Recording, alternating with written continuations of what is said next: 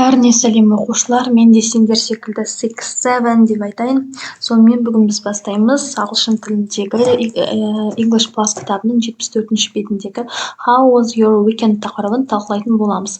Каналға бірден тіркеліп, комментарийге рахмет деп жаз. Каналда 10 000 подписчик және 100 комментарий болғанда мен өзімнің кім екенімді айтам, немесе сендер комментарийге менің есімімді тауып көріңдер. Сонымен бастаймыз. Бірінші тапсырмада айтады, look at the photo, who is returning from a trip, how do you know? Яғни суретке қара, кім сапардан келді, сен қайдан білдің дейді. Бастадық. Tina is returning from a trip, we know because she has a suitcase luggage. Тина келе жатыр сапардан, өйткені біз білеміз, оның чемоданы немесе багажы бар дейді. Екінші тапсырмаға келдік. Екінші тапсырмада мына there was, where, traveled with, wasn't деген текст сөздерді мына неге диалогқа қоюымыз қажет. Бастадық. Hi Tina, how was your weekend? Great, thanks. Балалар айтпақшы мына текстің аудармасы мына жерде бар. Мен қазір оны бірінші тек қана ағылшыншасын оқиын. Сабақтың соңында аудармасын оқып беремін. Бастады. Hi Tina, how was your weekend? Great, thanks. I visited and Uncle Dan traveled to London. Really? Where do you want your? No, I was with Laura. She was the city very well. What was London like? It was cool. The shops were amazing. Only the shops? No, there were a lot of things to do. My favorite place wasn't Covent Garden. What about you? The tourist sites? I wanted to the Tate Modern Gallery, but there wasn't time. And how about you? How was your weekend? Yeah, it was brilliant. There was a party at John's house on Saturday evening. Sounds good дейді. Жалпы түсінікті болды деп ойлаймын. Мен үшінші тапсырмаға келдік. Үшінші тапсырмада мына жауаппенен сұрақтарды сәйкестендіруіміз қажет. Бастады. How was your weekend? Сен демалысың қалай өтті? Жауап C. Great, thanks. Рахмет. Жақсы. Were you on your own? Сен кіммен бірге болдың? No, I was. Сен өзің жеке болдың ба? No, I was with my cousin. Жоқ, мен өзімнің бөліммен болдым.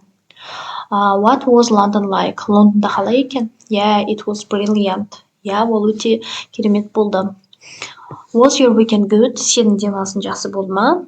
It was cool. Yeah, жақсы өтті дейді. Төртінші тапсырмаға келдік.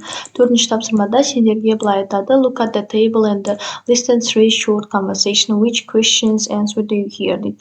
Яғни бұл тыңдалым мына жерде кестедегі сөздермен құрау қажет екен. Бастадық. Бұны апайлардың негізі тыңдалым болғандықтан апайлармен бірге жасайтын шығарсыңдар. Сонда да айта салайын.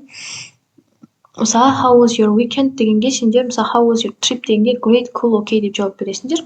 How was the holiday like дегенге, мысалы, how was the film like дегенге сендер brilliant, terrible деп жауап берулерің керек. Екінші тапсырмада бұның жауаптары тұр. Great, cool, okay, brilliant деген сияқты. Енді мына жердегі сөздерді апайларын үйретіп кеттік ары қарай. Бесінші тапсырмаға келдік. Бесінші тапсырмада сендерге айтады work with your partner, practice the different question answer дейді. Өзің жұпыңмен бірге жұмыс жаса, және де practice different question and answers, яғни сұрақ жасап жауап беру қажет. How was the party? Сауық кеші қалай өтті? It was terrible. The food was rubbish. Ол өте сұмдық болды, сабақ қоқыстағыдай болды дейді. How was the film? Фильм қалай болды? It was brilliant. Ол керемет болды. How was the weather? Ауа райы қалай болды? It was really nice деп жауап бердім.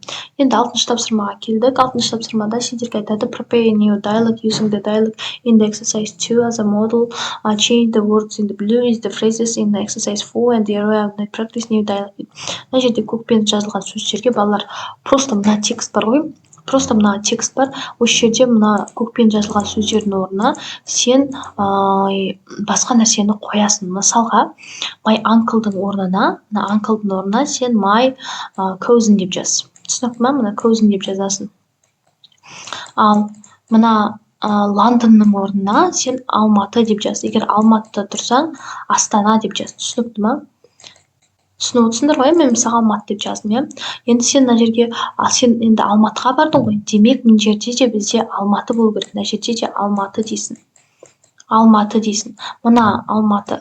Енді мына жерге Лаураның орнына өзің бір есімді айта сал. түсініп жатсыңдар ма? Енді the shops дегеннің орнына сендер кафе істейсіңдер. Кафейс, иә, кафелер Алматыда өте күшті ғой. Міне кафе істейсіңдер. Енді my favorite place wasn't. Енді мына жерге бір Алматының кафесін айта салыңдар. Біздағы Алматыда қандай кафе бар? Біздағы өтірік айта салайық, иә, дастархан дей салайық. Дастархан дедік. Енді gallery деп мына жерге енді Алматыда мына galleryдің орнына Көктөбе дей сал. Мына Көктөбе.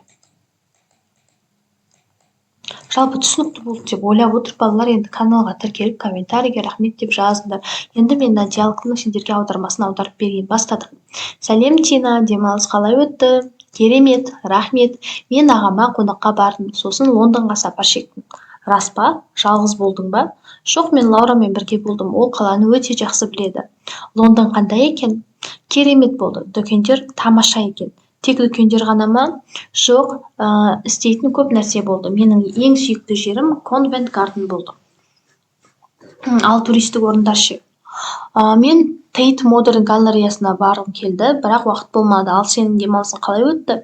Иә, керемет өтті. Сенбі кеште Джонның үйінде болдым. Керемет екен дейді. Балалар, сабақ ұнаса каналға тіркеліп комментарийге рахмет деп жазыңдар. Себебі мына жақта енді жаңа видеолар өте көп болайын деп тұр. Goodbye, have a nice day.